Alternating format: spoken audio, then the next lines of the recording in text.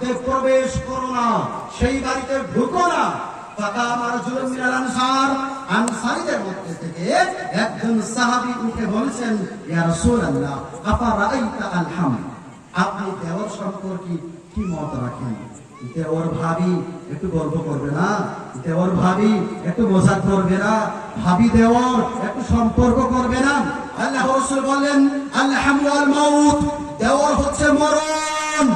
যেমন করে মরণকে ভয় করতে হয়, ঠিক তেমন করে একজন মেয়েকে তার দেওরকে দেখে ভয় করতে হবে।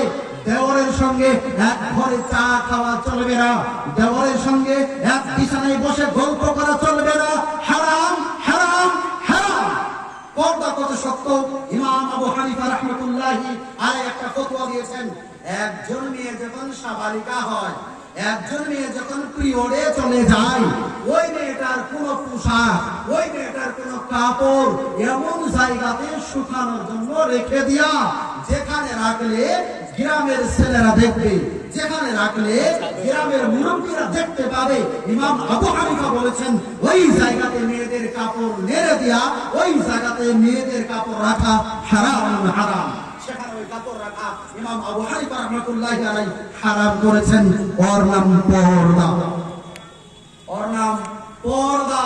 আল্লাহ তাবারাক ওয়া তাআলার রাসূল নারী সম্পর্কে, পর্দা সম্পর্কে বলেছেন, লা ইফদির রাজুলু ইলা রাজুল ফি সাওবিন ওয়াহিদ। এটা বলে আমি আমার এই আলোচনা শুরু দিচ্ছি। আল্লাহ রাসূল বলেন, লা ইফদির রাজুলু ইলা রাজুলি ফি সাওবিন ওয়াহিদ, একজন পুরুষ আরেকজন পুরুষের সঙ্গে এক বিছানাতে রাত কাটাতে পারে না। আল্লাহ রাসূল বলেছেন, সহিহ মুসলিম হাদিস নাম্বার 338, মিলিয়ে দেখবেন।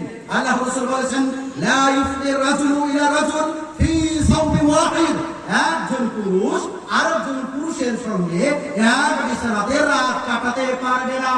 এরপর আল্লাহ রাসূল বলেন, ওয়ালা তুফদিল মারআতু ইলাল মারআ ফি সাওবিন ওয়াহিদ, একজন মেয়ে আরেকজন মেয়ের সঙ্গে এক বিছানাতে রাত কাটাতে পারবে না, হারাম। কারণ একজন মেয়ে যখন আরেকজন মেয়ের সঙ্গে রাত কাটাবে, শরীরের সঙ্গে শরীরটা লেগে যাবে, পর্দার খেলাফ হবে। পর্দাকে অটল রাখার জন্য আল্লাহ তাবারাক ওয়া তাআলা রাসূল একজন পুরুষকে আরেকজন পুরুষের সঙ্গে, একজন মেয়েকে আরেকজন মেয়ের সঙ্গে এক বিছানায় শুয়ে থাকাতে আল্লাহ রাসূল সাল্লাল্লাহু আলাইহি ওয়াসাল্লাম হারাম করেছেন। ওর নাম পর্দা। আপনাকে আমাকে বুঝতে হবে, ওই পর্দা করতেই হবে। আপনি এবং আমি একটা ভুল করি, কারো বাড়িতে ঢুকতে হলে ডাইরেক্ট ঢুকে যাই, ঢুকি না? আল্লাহ তাবারাক ওয়া তাআলা পবিত্র কোরআন সূরা নূর সূরা নম্বর 24 আয়াত নম্বর 27 আল্লাহ তাআলা ডেকে বলছেন, ইয়া আইয়ুহাল্লাযীনা আমানু লা তাদখুলু বুয়ুতান গায়রা বুয়ুতিকুম হাত্তা তাসতানিসু ওয়া তুসাল্লিমু আলা আহলিহা। আল্লাহ রাসূল বলেছেন, আল্লাহ তাআলা বলেছেন, হে ইমানদার ব্যক্তিরা, লা তাদখুলু বুয়ুতান গায়রা বুয়ুতিকুম, তোমরা একে অপরের বাড়িতে, একে অপরের ঘরে প্রবেশ করবে না, হাত্তা তাসতানিসু ওয়া তুসাল্লিমু আলা আহলিহা, যতক্ষণ পর্যন্ত না বলছো আসসালামু আলাইকুম। বাড়িওয়ালা ভাই বাড়িতে আছেন? আসতে পারি? আসসালামু আলাইকুম। বাড়িতে আছেন? আসতে পারি? আসসালামু আলাইকুম। বাড়িওয়ালা বাড়িতে আছেন? আসতে পারি? বাড়ি থেকে যদি ইজাজত দেওয়া হয় আসুন, তাহলে প্রবেশ করবেন। যদি ইজাজত না দেওয়া হয় তাহলে ওই বাড়ির ভিতরে প্রবেশ করা আপনার এবং আমার জন্য হারাম। আমরা কেমন করে বাড়িতে ঢুকি? সালাম তো নেই, পারমিশন নেই, মনে চাইলো ঢুকলাম, মনে চাইলো বেরিয়ে গেলাম। এমন করে কারো বাড়ি এবং কারো ঘরের ভিতরে ঢোকার থেকে আল্লাহ তাবারাক ওয়া তাআলা হারাম করেছেন। আপনাদের এখানে যে উদ্দেশ্য করে আজকে এই জালসা, সেটা হলো মসজিদ নির্মাণ সম্পর্কে, তাই তো?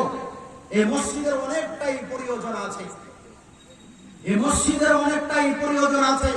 মসজিদের মধ্যে আমরা শুধুমাত্র নামাজ পড়ি, আমরা ভাবি মসজিদ দিয়ে শুধু নামাজই হবে, এমনটা শুধু নয়। যে মসজিদে নামাজ হবে, মসজিদের মধ্যে অনেক কাজ করা যেতে পারে।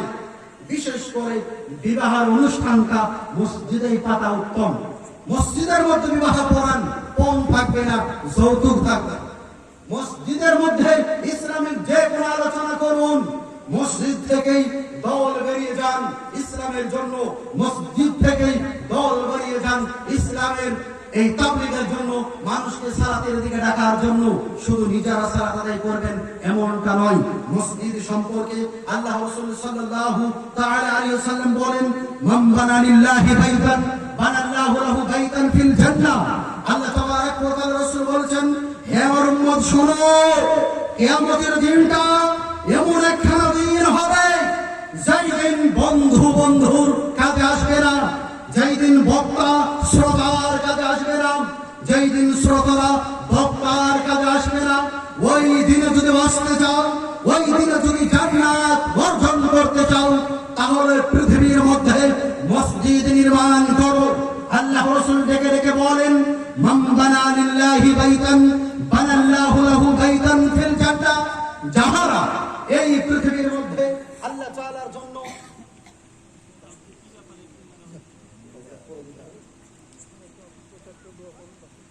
যে ব্যক্তি আল্লাহ তাবারক ওয়া তাআলার জন্য মসজিদ নির্মাণ করবে, আল্লাহ তাবারক ওয়া তাআলা ওই ব্যক্তির জন্য জান্নাতের মধ্যে একটা বালাখানা নির্মাণ করবেন। শেষের দিকে একটু জোরে বলেন না সুবহানাল্লাহ। আকালু ভাই তিনি 500 টাকা দান করেছেন। আল্লাহ তিনার দানকে কবুল এবং